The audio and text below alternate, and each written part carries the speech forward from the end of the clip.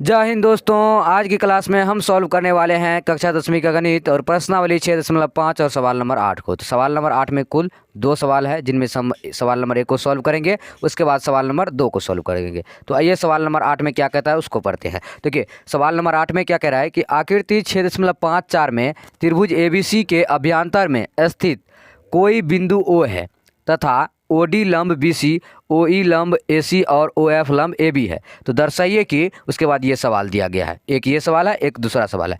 तो हम इसको पहले सॉल्व करेंगे। यहाँ पे आकृति 6.54 दिया गया है, हम इसको यहाँ पे लिख दिए। तो चलिए इसको हम क्या करते हैं, सॉल्व करते हैं। तो सबसे पहले हम यहाँ पे हल लिखेंगे और देखिए हमें क्या दिया गया है वो लिखते हैं। लिखेंगे त्रिभुज ABC में, त्रिभुज ABC में इसमें आप ये देखिए क्या कर रहा है, OA का स्क्वायर कर रहा है।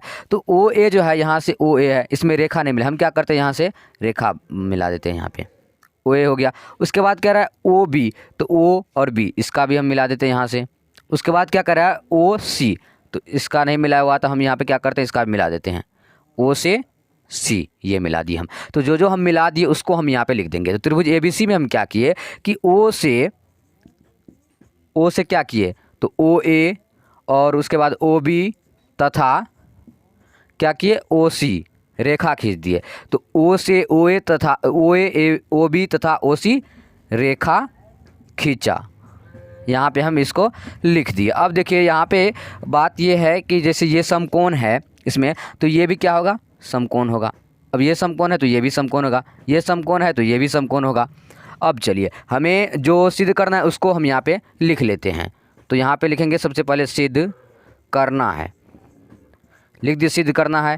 तो देखिए क्या सिद्ध करना है यहाँ पे दिया गया है, तो OA का स्क्वायर प्लस OB का स्क्वायर प्लस OC का स्क्वायर माइनस OD का स्क्वायर माइनस OE का स्क्वायर माइनस OF का स्क्वायर बराबर क्या दिया गया है, AF का स्क्वायर प्लस BD का स्क्वायर प्लस CE का स्क्वायर।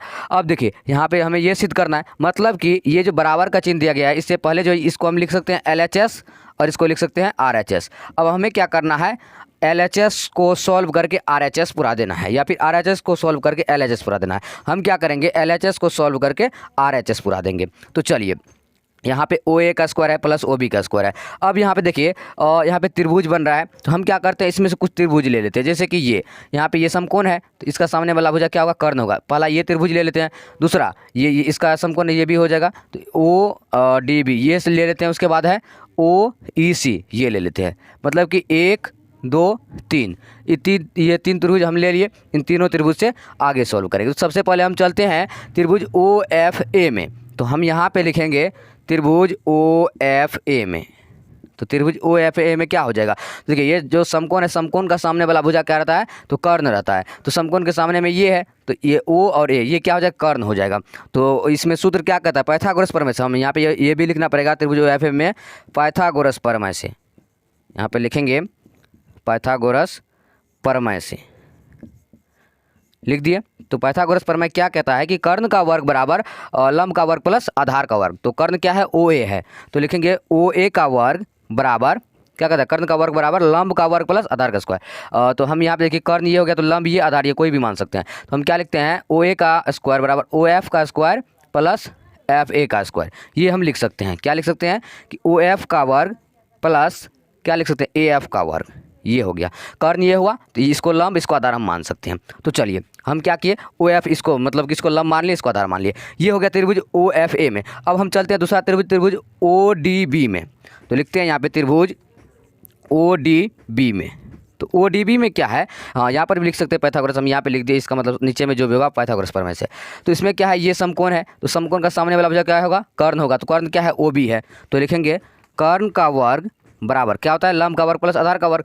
तो ये जब कर्ण हो गया तो लंब किसी को भी मान सकते हैं, इस भुजा को या फिर इस भुजा को। तो हम क्या करते हैं यहाँ पे कर्ण OB का स्क्वायर क्या हो जाएगा, OD का स्क्वायर प्लस BD का स्क्वायर। इसको हम मान लेते हैं लंब, इसको आधार। तो OD का स्क्वायर प्लस BD का स्क्वायर, लिखते हैं OD का स्क्वायर प्लस BD का स्क्वायर। उसके बाद एक त्रिभुज और बच गया क्या, तो त्रिभुज OEC या फिर OCE बोल सकते हैं। तो त्रिभुज OEC में, तो हम यहाँ पे लिखते हैं त्रिभुज OEC में।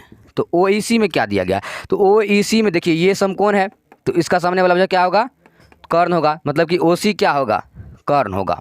तो हम यहाँ पे लिखते हैं कि OC का वर्ग बराबर क्या होगा, लंब स्क्वायर प्लस आधार स्क्वायर। तो जब ये कर्ण हो गया तो हम क्या करेंगे, ओ सी जब कर्ण हो गया तो इसको आधार मान लेंगे, इसको लंब मान सकते हैं।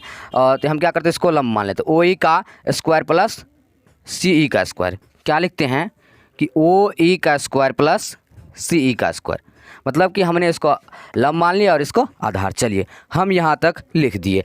अब जो हमें दिया गया है उसको हम यहाँ पे लिखते हैं। तो हमें क्या दिया गया है, ध्यान से देखिए। ये हमें दिया गया है कि ओ ए का वर्ग प्लस ओ बी का वर्ग प्लस ओ सी का वर्ग माइनस ओ डी का वर्ग माइनस ओ ई का वर्ग, ये एल एच एस है। तो हम यहाँ पे लिख सकते हैं इसको क्वेश्चन में कि ये हमारा एल एच एस है, हमें ये सिद्ध करके आर एच एस पुराना है। तो चलिए यहाँ पे देखिए ओ ए का वर्ग है, तो यहाँ पे आप देखिएगा कि ओ ए का वर्ग में क्या दिया गया है कि ओ एफ का वर्ग प्लस ए एफ का वर्ग, मतलब कि ओ ए के वर्ग के जब हम ये लिख सकते हैं। तो चलिए इसके जगह हम लिख देते हैं ओ एफ का वर्ग प्लस ए एफ का वर्ग, लिख दिए।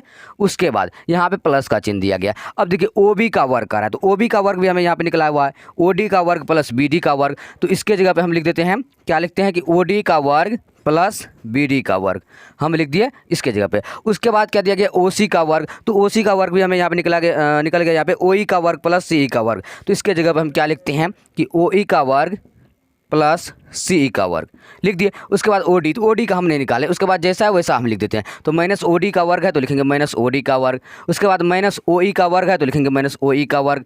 फिर उसके बाद कुछ नहीं दिया गया, हाँ तो यहाँ तक छोड़ देते हैं।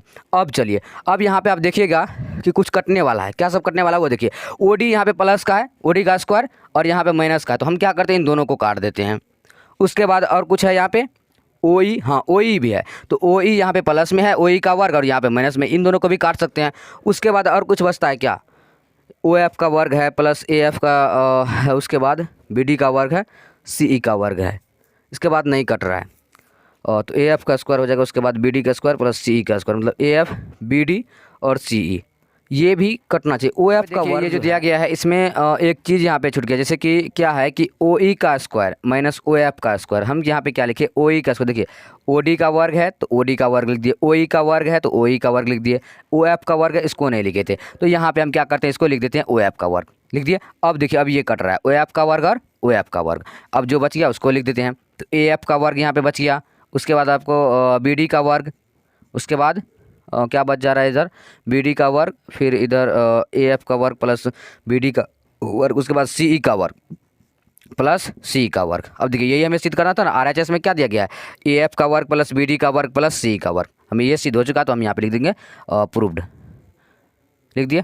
तो क्या है ये आर एच एस है, तो आर एच एस यही हमें सिद्ध करना था, हम इसको सिद्ध कर दिए। यहाँ पे ये छूट गया था, ये जो ओ एफ का वर्ग है ना ये हम यहाँ पे नहीं लिखे थे, इसलिए सवाल मिस हो गया था। अब चलिए अब हम क्या करते हैं, 8 का सवाल नंबर 1 को सॉल्व कर दिए, अब हम 8 का सवाल नंबर 2 को सॉल्व करते हैं। ये अब हम सवाल नंबर 2 को सॉल्व करते हैं। तो देखिए 8 का सवाल नंबर 2 में क्या कह रहा है, ए एफ का वर्ग प्लस बी डी का वर्ग प्लस सी का वर्ग बराबर ए ई का वर्ग प्लस सी डी का वर्ग प्लस बी एफ का वर्ग। ये हमें एल एच एस दिया गया, ये आर एच एस दिया गया है, तो इसको हम सॉल्व करते हैं। तो आइए यहाँ पे लिखते हैं हम हल, और हमें एल एच एस क्या दिया गया है वो देखिए, तो यहाँ पे लिखेंगे एल एच एस सी।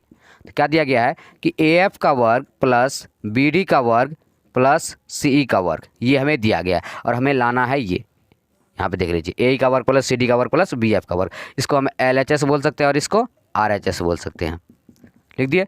अब चलिए ए एफ का वर्ग है, तो ए एफ कहाँ पे है, देखिए यहाँ पे ए और एफ ये है, तो ए एफ का वर्ग में क्या होगा ओ ए का वर्ग माइनस ओ एफ का वर्ग, हम यहाँ पे लिख देते हैं ए एफ का वर्ग में क्या होगा ओ ए का वर्ग माइनस ओ एफ का वर्ग, ये होगा।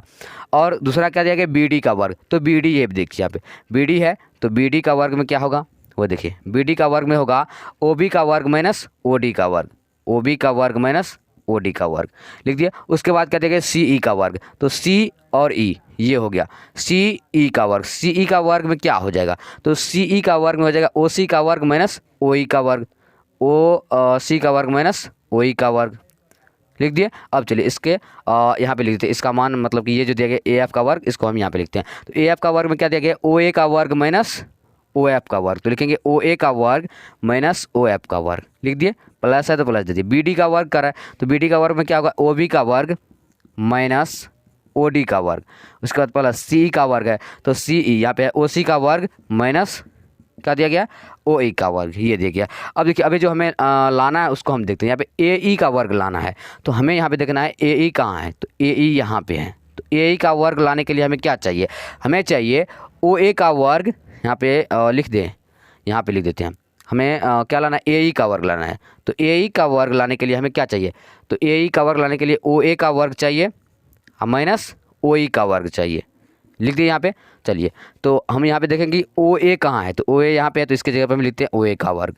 और क्या लाना है हमें, ओ ई लाना है, तो ओ और ई यहाँ पे है, तो इसको हम यहाँ पे लिख देते हैं माइनस का ओ ई। देखिए हम ये जो दिया गया इसको हम लिख सकते हैं, लेकिन चिन्ह जैसा है वैसा ही रहेगा, जैसे माइनस में तो ये माइनस में रहेगा, उसके बाद प्लस है तो प्लस दे दिए। अब हमें क्या लाना है, तो सी डी का वर्ग। देखिए तो सी और डी कहाँ पे है, तो सी और डी यहाँ पे है, तो सी डी का वर्ग लाने के लिए हमें क्या चाहिए, तो हमें सी डी का वर्ग लाने के लिए चाहिए, इसमें देखिए सी डी लिख देते हैं यहाँ पे। सी डी का वर्ग लाने के लिए हमें क्या चाहिए, सी डी का वर्ग लाने के लिए ओ सी का वर्ग माइनस ओ डी का वर्ग चाहिए। क्या चाहिए, ओ सी का वर्ग माइनस ओ डी का वर्ग। तो देख लीजिए ओ सी यहाँ पे दिया गया है, तो ओ सी का वर्ग लिख देते हैं, माइनस ओ डी का वर्ग लाना है, तो ओ डी माइनस में यहाँ पे है तो लिख देंगे ओ डी का वर्ग। उसके बाद प्लस का चिन्ह है तो फिर प्लस का चिन्ह देते हैं।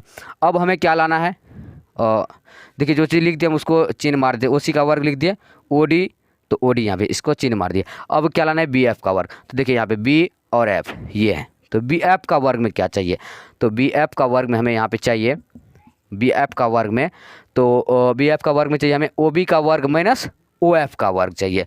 तो देखिए क्या चाहिए, ओ बी का वर्ग माइनस ओ एफ का वर्ग। तो यहाँ पे देखिए ओ बी कहाँ है, तो ये है, तो लिखते हैं ओ बी का वर्ग माइनस ओ एफ का वर्ग, यहाँ पे है तो लिख देते हैं ओ एफ का वर्ग।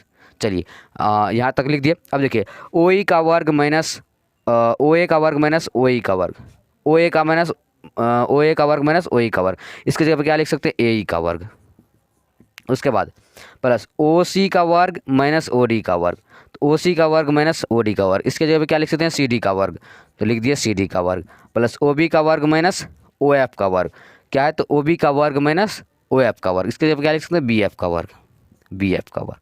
देख लीजिए यही हमें लाना था, ए का क्या करें, ए का वर्ग प्लस सी डी का वर्ग प्लस बी एफ का वर्ग, ये हमारे पास प्रूव्ड हो चुका है। तो ये आर एच एस है और यहाँ पे लिख देंगे प्रूव्ड। ये सवाल काफ़ी आसान था।